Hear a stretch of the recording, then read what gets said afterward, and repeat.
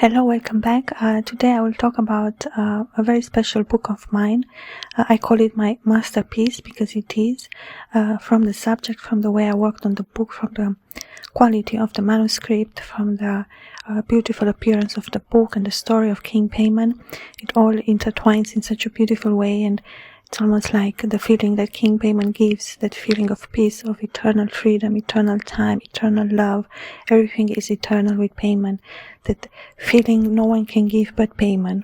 I have recorded other playlists for other books and grimoires that I have written, because they're all very important. They're all very qualitative and very beautiful, and I want to bring it to more people, that more people know about my books and fortunately get a chance to read them, because my books do tell stories that are very inspirational, very motivational. At the same time, one learns a lot, because my stories, my subjects are most people or characters or personas or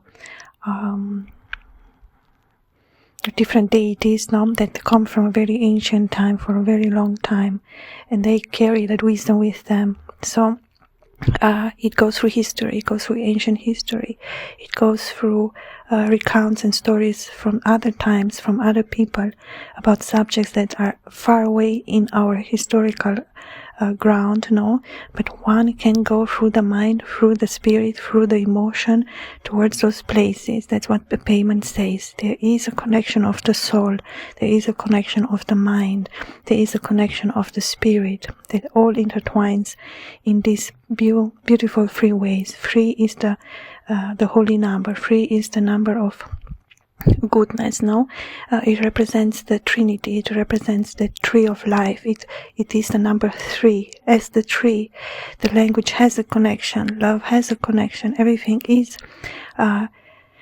part of everything in very different similarities. In the same time, is able to be something different. That's the grace of God, the element of God. So King Paimon says that the story is never over. The story has no end. Can we accept that it has no end? Is that beautiful? No. What it means? The eternal part of the life, or the eternal part of being, or the eternal part of thinking, it always goes to the mental plane. The mental plane is very important for Paimon. He carries the mental plane. He carries that anguish or fear or solitude that may enter in our hearts at times, and King Paimon knows how to deal with that. His persona, his qualities, his demeanor, his endeavor, his simply by being who he is, he balances those aspects of our souls that carry that uncertainty, And King Paimon says, I will be there, I'm always there, I will not forget you, I will never abolish you, I will never do you harm, I will never take from you, I will never make you pay. Paimon says the pain of the soul is the enjoyment of the heart in some way, because the heart knows what it wants. The heart is a warrior. The heart is that brave spirit in us. The heart is the love. The heart is the flower that blooms over and over without ever questioning why. There is this moment to say, eternity changes everything in such a beautiful light that everything can bloom, that everything can resist the taste of time. There is a taste of time as well. How eternity tastes, how it feels, what it frees. It's almost like a bird that is finally free. It is that freedom. It is that endless sky. It is that endless space. It is that endless love. It is that endless time that Paimon opened the door to. He is a savior. King Paimon is a savior. That's what he wants to say, so much that we can understand and receive that feeling from him. There is a gentleness in his power, there is a softness in his gaze, there is a shyness in his persona, there is a strength that no one can ever even want to reach, because King Paimon has reached those doors alone, has opened doors alone, has been by himself, has searched for things that only he knew what he was searching for. No, let's say the mad part, there is a mad part of the genius always. The genius is mad, it has to be.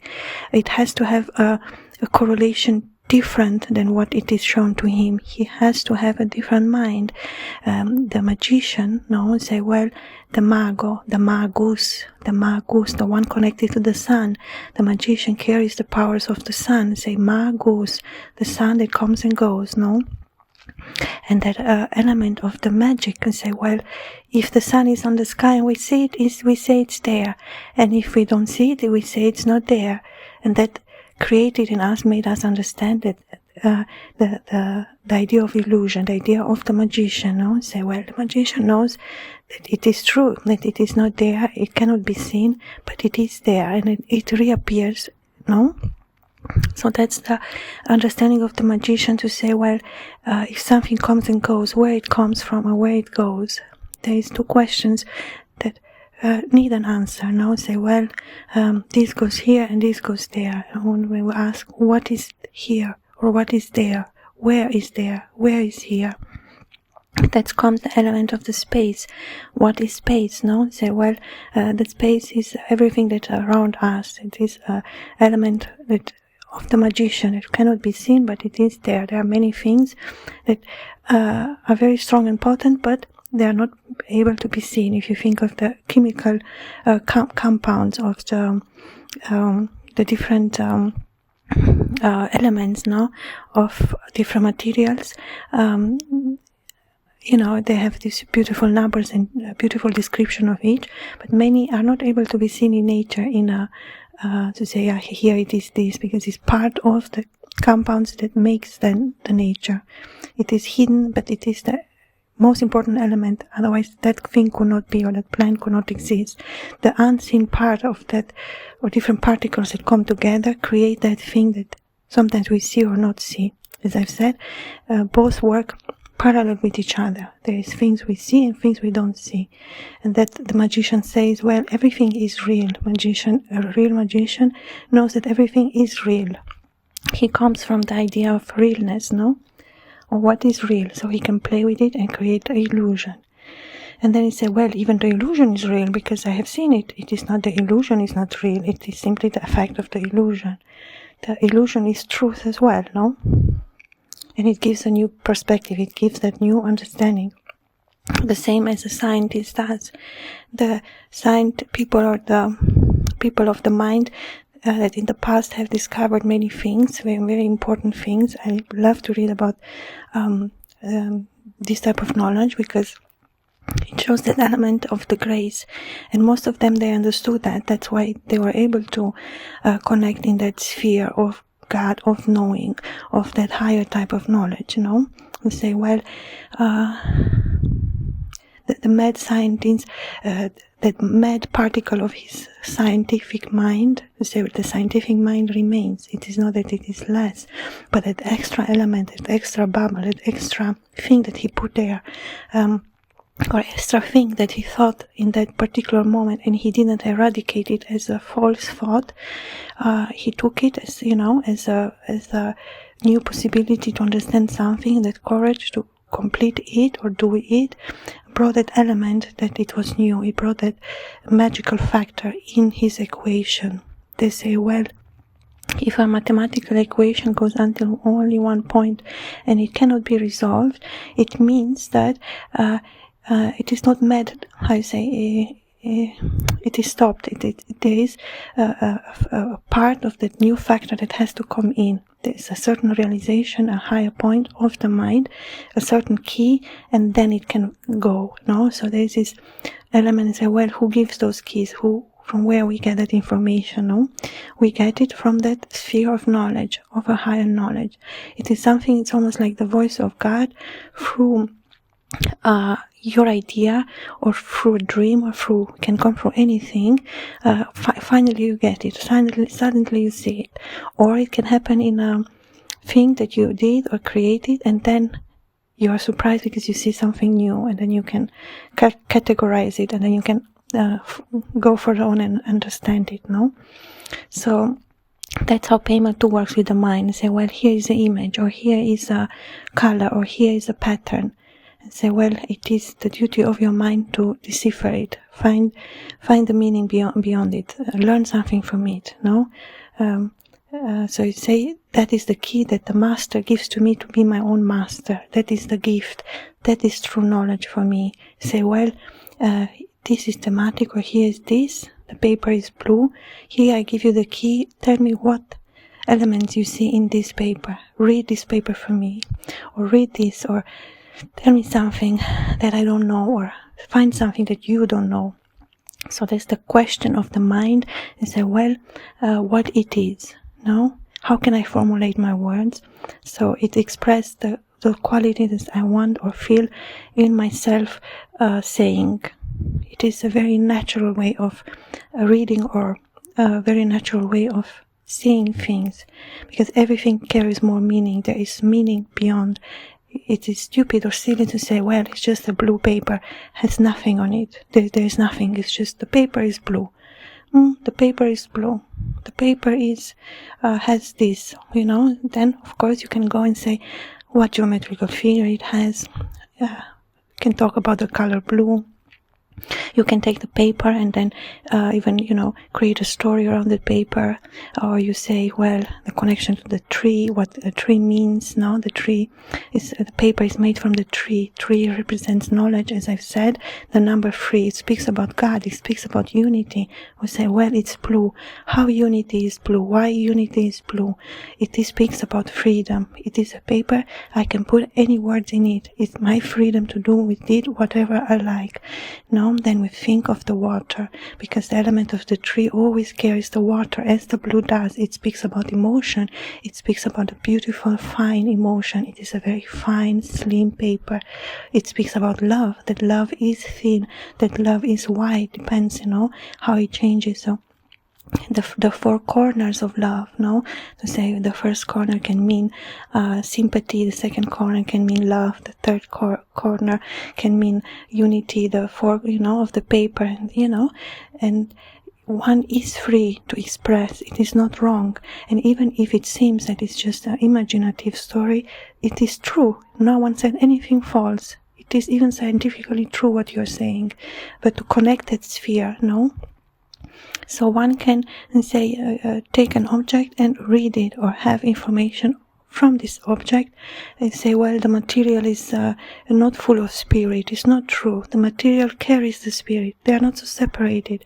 The spirit holds the materials as well. To say, well, two elements are different, but in an experiment they work so well together. It's that element of does it fit together or does it not? And I think this is a very important thing to know, even if you go through exams or you need information for yourself, or you're trying to find an answer. You can apply these things and you'll see how easy the answer will come to you. It is part of that freedom, of that bird of the freedom that flies. It has to be free. That's the meaning of freedom.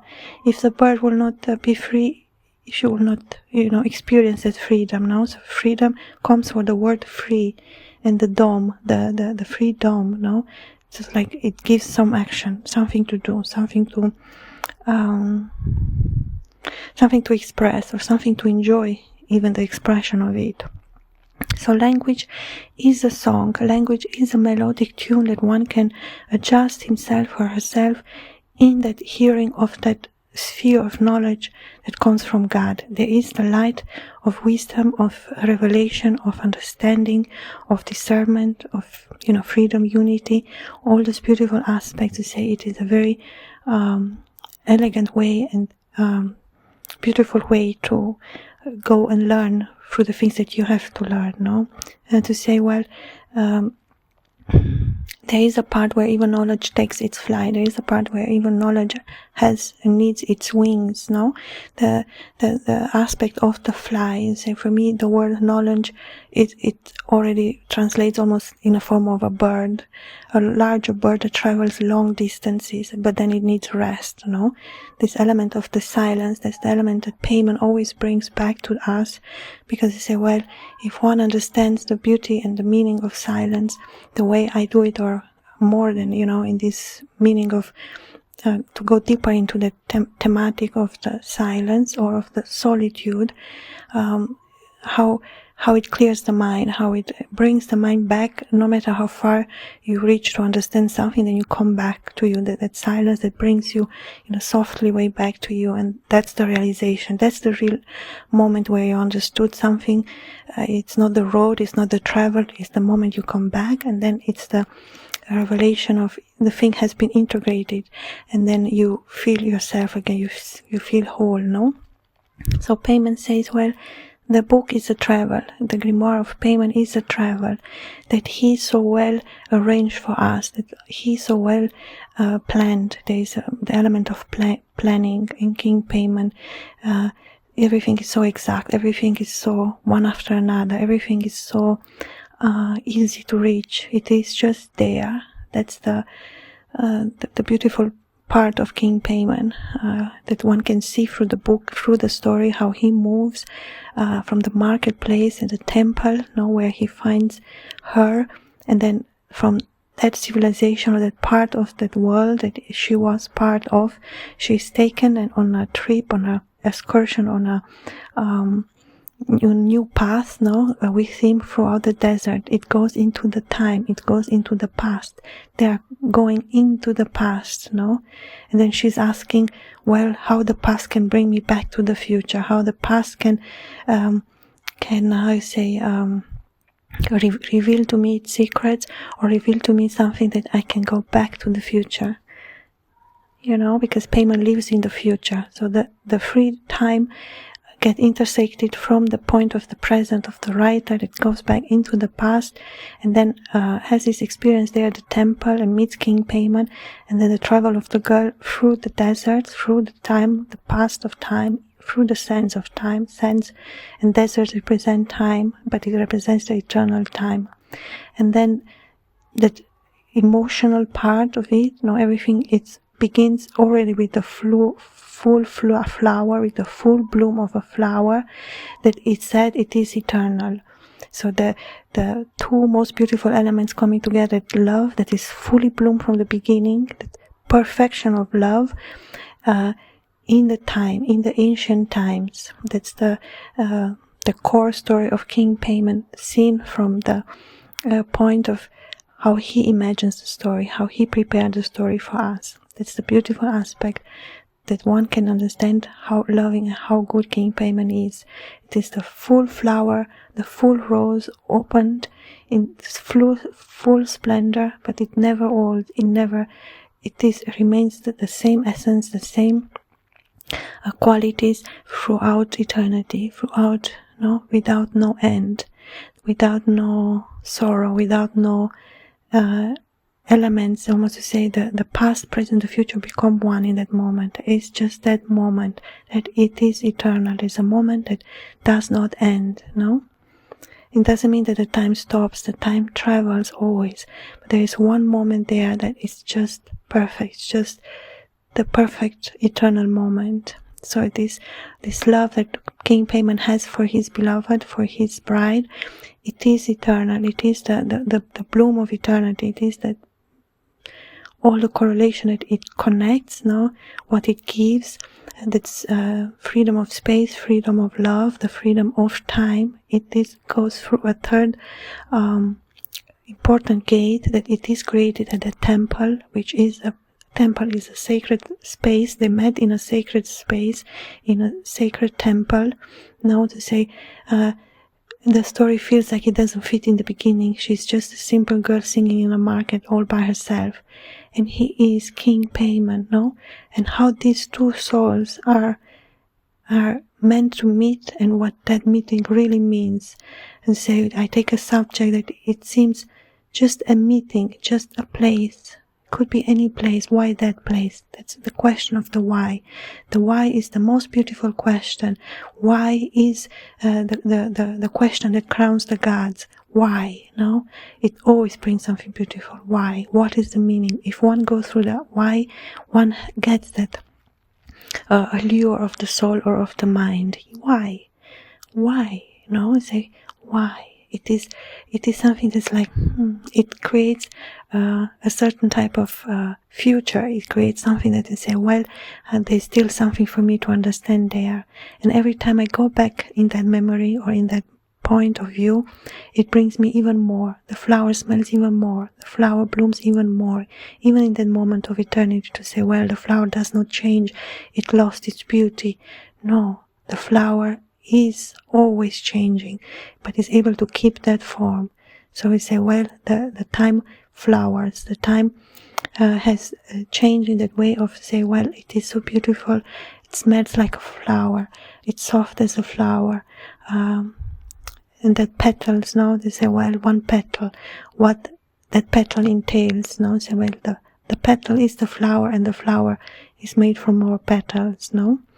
It's the element of the more. It's the element of 1, 2, 3, 4, 5. No, it is like open and then long. It is that feeling of yes. No, the opening of the road. That what that meeting between them creates. Opening towards the desert, the vastness, the beautiful, the gorgeous, the serene, the hot, the wind. No, everything the desert entails in that one moment for them to continue their journey, to continue their story, of course. And say King Paimon carries many stories in a very beautiful way, and it is always a pleasure for me to talk about King Paimon and Grimoire of King Paimon, because it has it's very deep and rich in meaning. One thing that I really love, it has such a beautiful harmonical story. I love how everything fits so well with everything now, and it has a very special taste. It has a very special unique a story to it that I really love. If you want to read and have the book of King Paimon for yourself, it is found on Amazon. It is not expensive. It is a large book, 700 pages. It tells the story of King Paimon through my eyes, or through my experience, the way I wanted to create a story for King Paimon as well. Thank you so much for listening. Until next time, bye.